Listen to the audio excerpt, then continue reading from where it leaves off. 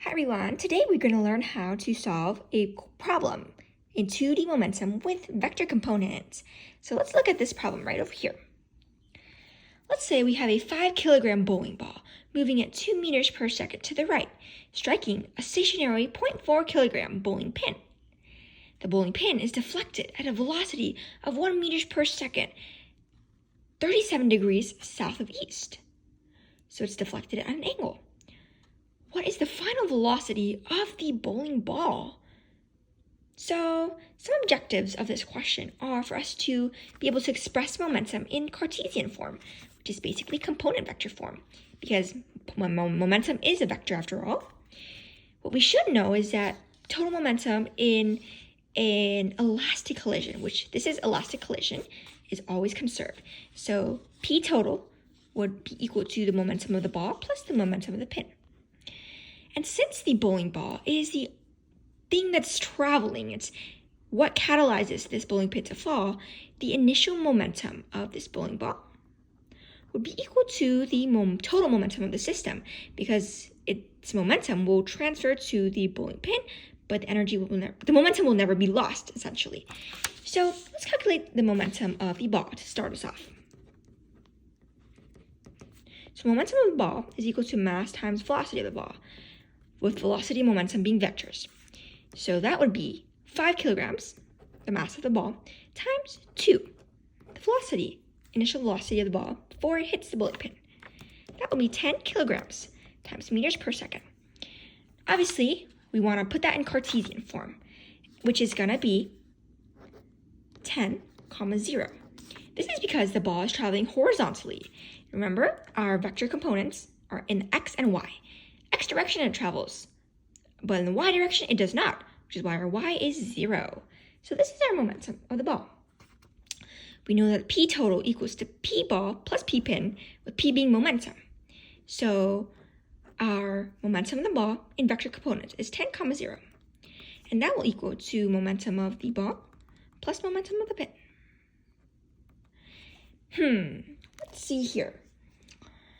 We know that after the ball collides with the pin, the momentum changes. So momentum of the ball cannot be 10, 0 here. But I think we can look for the momentum of the pin, because we have the mass of the pin and we have the velocity of the pin. So let's look for that. So momentum of the pin equals to mass times velocity of the pin, with momentum and velocity being vectors. Let's see here. We have mass of the pin being 0.4 kilograms. And we have the velocity of the pin, which we must break down into vector components. So let me just do it right here. So I'll solve it with my calculator. 1 cosine 37 is equal to 0.79, which is approximately 0.8. And we always want to convert our decimals to fractions just to make multiplying a little bit easier. So 0.8 is 8 over 10, which can be converted into 4 over 5. So our velocity here will be 4 or 5 meters per second. And for this component, we're going to do 1 sine 37. And that is going to be equal to 0.6 approximately, which will equal to 6 over 10, which we can simplify to 3 over 5. Let me circle this. And this component is negative because it's traveling in the downwards direction. So let's make this negative. Now this is our velocity, not momentum. So I'm going to put this in components. My x component is 4, 5. My y component is -3, 5. So that's a pretty cool form. But I must simplify because I'm looking for the momentum of the pin. So I'm going to multiply 0.4 times 4 over 5 and 0.4 times -3 over 5. I will get 0.32, negative 0.24. So let me rewrite my equation here. Momentum total equals momentum of the ball plus momentum of the pin.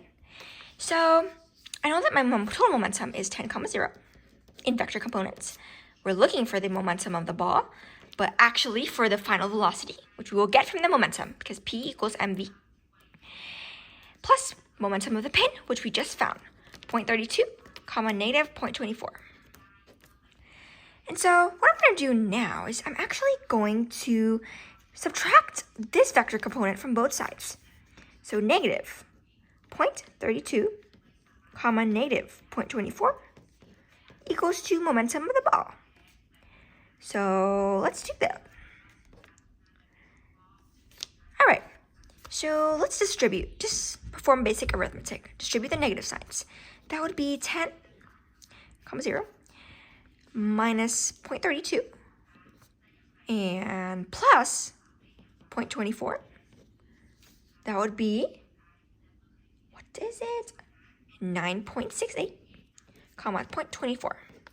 And this would be our momentum of the ball.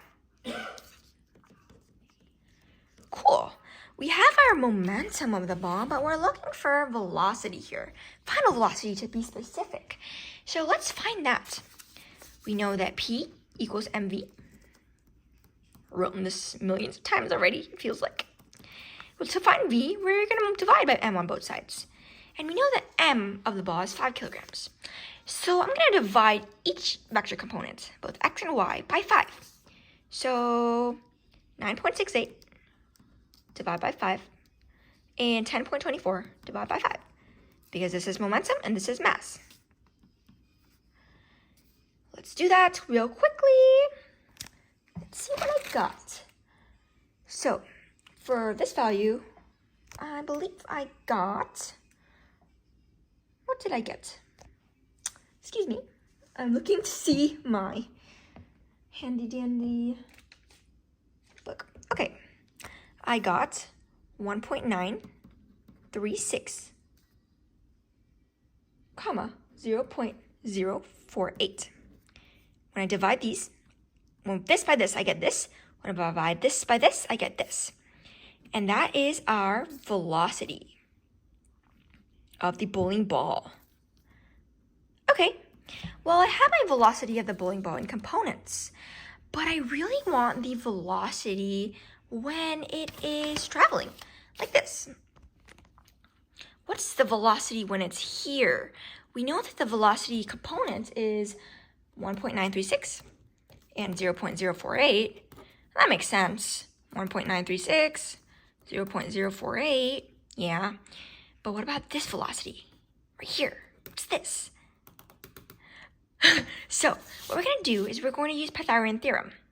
So just to simplify it, it's going to be square root of the legs. So square root of 0.48 squared plus 1.936 squared.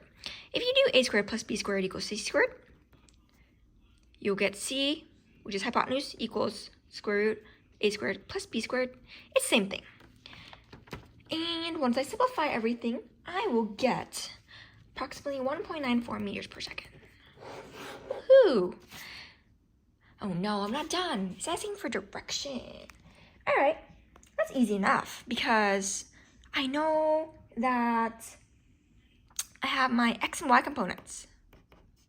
I have my theta. If I do tan theta, opposite over adjacent, because TOA, T-O-A, I'll get y over x. And I can actually solve for theta here. So let's do that. Theta would be tan to the negative 1 over arctan, comma 1.936 over 0.048. Using my calculator, I would get 1.42 degrees north of east. Because remember, our bowling pin traveled this way, and according to Newton's third law, for every action there's an equal opposite reaction. It must make sense for the ball to travel this direction, northeast. Cool.